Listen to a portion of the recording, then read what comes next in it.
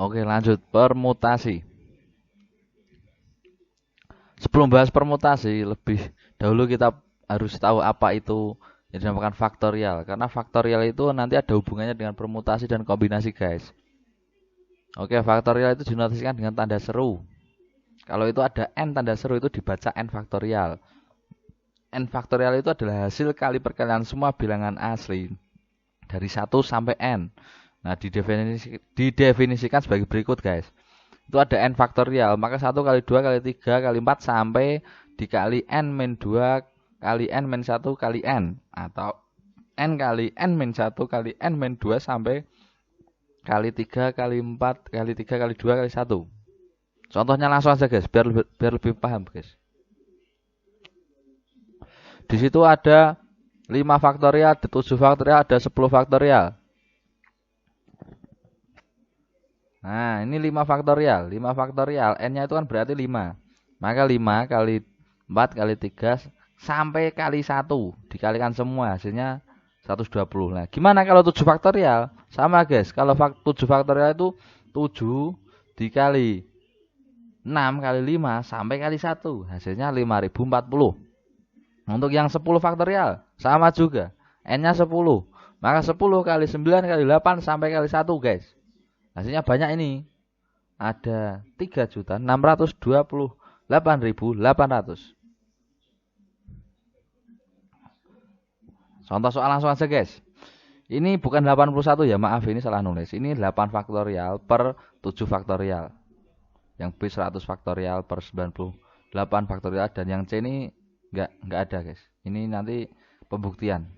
Ini kalau untuk kelas 11 enggak usah sampai pembuktian. Yang penting mengerti soal-soal yang berkaitan dengan faktorial dulu aja. Untuk yang A ya, guys. Penyelesaiannya 8 faktorial per 7 faktorial. Itu 8 faktorial itu kan 8 kali 7 kali 6 sampai kali 1. 7 faktorial itu 7 kali 6 kali 5 sampai kali 1 lah. Yang untuk penyebutnya kalian perhatikan ini. 7 kali 6 kali 5 kali 4 kali 3 kali 2 kali 1 itu kan sama dengan 7 faktorial, guys. Maka 8 itu sama dengan 8 faktorial itu, maaf, 8 faktorial itu sama dengan 8 kali 7 faktorial. Nah, hasilnya ini.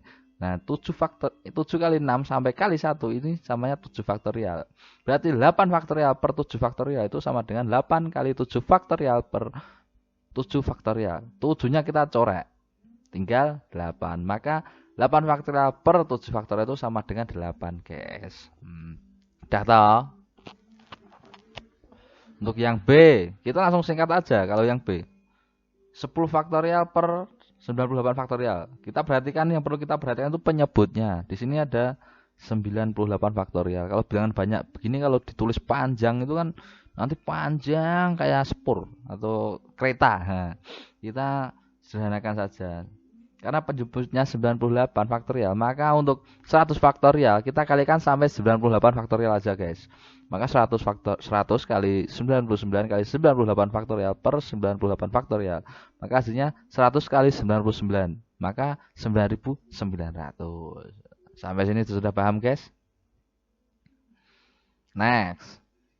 Sekarang langsung ke permutasi. Apa itu permutasi?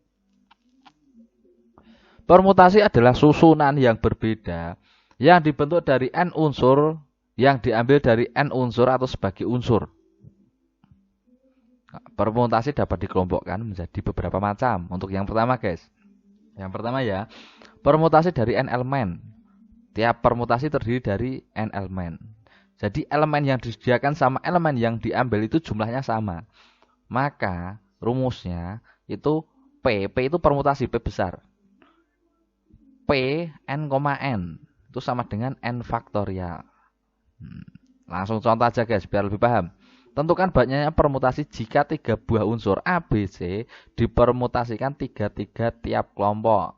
Disediakan 3, n-nya berarti 3, n, n-nya juga 3. Maka hasilnya n faktorial atau 3 faktorial, yaitu 6. Banyaknya permutasinya berarti 6. Tuh. Contoh kedua, dari 6 orang akan duduk pada 6 kursi yang berderet. Ada berapa cara urutan duduk yang berbeda yang dapat dilakukan? 6 ini N-nya 6, maka N faktorial. Langsung saja. Jadi N, N itu sama dengan N faktorial atau 6 faktorial. 6 faktorial ada 720 cara. 6 kali 5 kali 4 kali 3 kali 2 kali 1. 2. Permutasi N elemen. Tiap permutasi terdiri dari R unsur dengan R kurang dari N. Untuk teoremanya, permutasi N, R itu sama dengan N faktorial per atau dibagi dalam kurung N min R faktorial. Untuk catatannya, R-nya harus kurang dari R. Untuk contoh ya, tentukan banyaknya permutasi jika 4 buah unsur A, B, C, D dipermutasikan 3-3 tiap kelompok. Nah ini kan N-nya kan ada, yang disediakan ada 4, diambil 3 kelompok, maka permutasi N-nya 4, R3 berarti permutasi 4,3. Permutasi 4,3 itu 4 faktorial dibagi N min R 4, N min 3 faktorial. Berarti 4 faktorial dibagi 1 faktorial. 4 faktorial sendiri itu adalah 24. Berarti ada 24 cara.